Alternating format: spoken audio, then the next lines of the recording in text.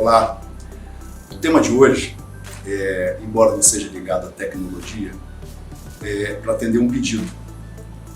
Alguém comentou comigo a dificuldade que é no mundo corporativo de ser ouvido. E daí o tema, ninguém me ouve, né?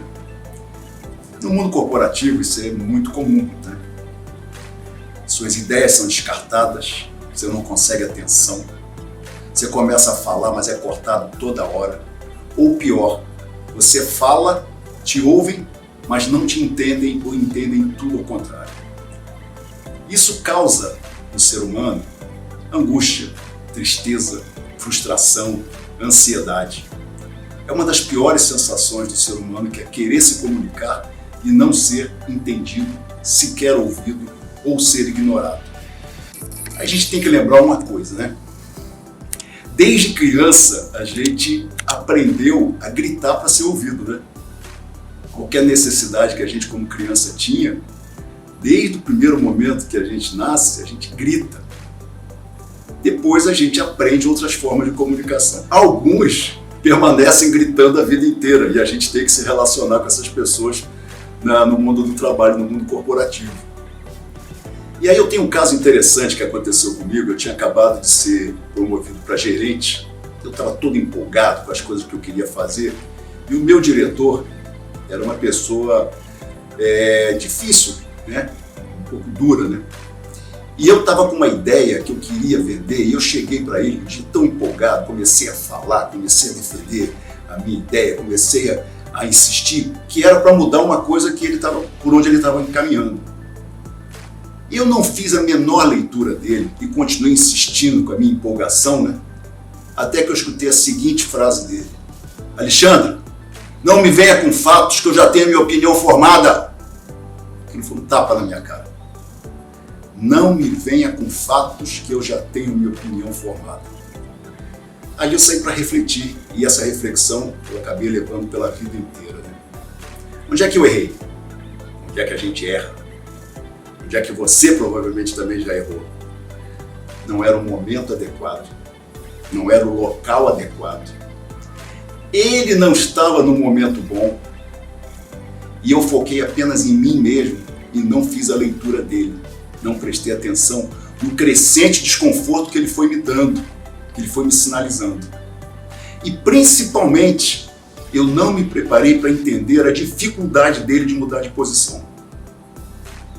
Só para encerrar a história bem, um mês depois eu voltei no assunto de outra forma, já tinha conversado com ele, procurado entender, conversei com outras pessoas, acabei conseguindo vender a minha ideia. Mas precisei me preparar bastante. Esse assunto de comunicação é muito extenso. Eu vou abordar aqui pequenos aspectos deles que eu aprendi que fazem a diferença quando a gente precisa transmitir uma ideia, precisa ser ouvido ou precisa fazer o outro mudar de opinião. Então, duas situações que nós sempre nos deparamos. Uma é na interação um a um, quando a conversa é a dois. Você tem que convencer um colega, você tem que convencer um superior ou você tem que convencer alguém da tua equipe. Na reunião a dois, a primeira coisa que você tem que fazer, ator ensaia, né? Repórter ensaia, né? Se você já viu na rua gravando, o repórter ensaia muito antes de gravar ao vivo, né? Então você tem que ensaiar. Se você tem uma ideia, se você tem um projeto, se você tem uma opinião, ensaia ela com você mesmo. Fala na frente do espelho, fala para sua esposa, para o seu marido, para o seu namorado, fala para um amigo, para uma amiga, alguém que te escute. Foca num assunto por vez. A gente tem a tendência, quando a gente pega o momento de atenção do outro, a querer falar muitas coisas e a gente acaba dando tanto detalhe e misturando os assuntos que o ouvinte se perde. Então foca num assunto por vez. Como eu falei, o meu erro, busca o momento correto, busca o local correto.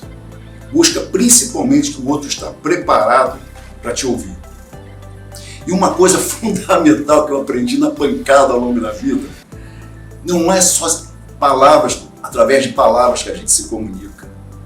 Pausas e perguntas fazem toda a diferença.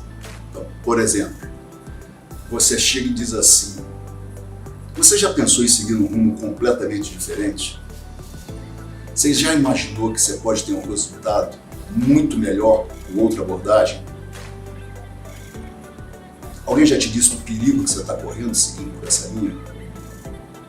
Perguntas desse tipo que fazem o outro refletir e ter que se posicionar já estabelecem um canal de comunicação. A pausa, em vez de você falar rapidamente tudo, você pode dar uma pausa para ler o outro, para deixar ele absorver, que às vezes você já está no segundo ponto de defesa e ele ainda está pensando no primeiro. Fazer o outro falar sobre o que você está defendendo, pedir para ele repetir, isso faz toda a diferença na comunicação à noite. Agora, na reunião, onde tem múltiplos participantes, aí a coisa fica mais complexa, né? Vocês já viram como é que é? Quem aprendeu a gritar desde criança e seguiu gritando, ganha muita reunião no grito, né? Eleva o tom de voz, é impositivo, até fisicamente, né? Tem descontroles emocionais, às vezes as reuniões pegam fogo, né? E se você é um pouco mais tímido, um pouco mais cauteloso, não consegue espaço. Então, primeira coisa, vai para uma conversa a dois antes. Em qualquer reunião, sempre tem alguém que é o influenciador, que é aquele que dá o tom da reunião, aquele que normalmente é mais incisivo, que ocupa mais o espaço. Faz uma reunião prévia, apresenta o seu ponto de vista, aí usa o que eu falei na reunião a dois. Ensaia, se prepara, vai lá e defende e combina com ele, brecha, onde ele te faça uma pergunta. Você não quer apresentar a sua ideia? É interessante esse negócio do apresentar ideia, porque a gente se esquece do seguinte: a área de marketing, de comunicação, aprendeu a vender uma ideia em 30 segundos. Então, quando você tiver que defender uma coisa, principalmente em público, numa reunião, tenta vender a tua ideia em 30 segundos. Ah, Alexandre, é impossível. Não é? Tenta ser conciso, vai na essência do que você quer defender. Tenta resumir numa frase, constrói uma frase que passe a tua ideia. Óbvio que depois você vai ter que aprofundar, mas que passe a essência do que você quer transmitir. E tenta ensaiar até você conseguir fazer isso em 30 segundos, porque em 30 segundos todo mundo vai prestar atenção em você. Obviamente, você tem que moderar, mas você tem que falar com paixão. Se você tem uma ideia, tem um ponto de vista e você transmite ele sem paixão, você perdeu 50% da tua argumentação. Então você tem que deixar a paixão fluir de dentro de você, de tal forma que você chegue e diga assim: eu acredito fortemente nisso e eu tenho dados para mostrar. Eu tenho como demonstrar isso. Por último, a última coisa que eu achei uma técnica muito interessante numa reunião que eu participei uma vez, também dessas pancadarias, tinha uma pessoa que levantava o dedo e nada, levantava o dedo e nada. Sabe o que ela fez? Pegou um papel, escreveu uma frase, levantou e ficou em pé assim. Só. Eu tenho uma ideia.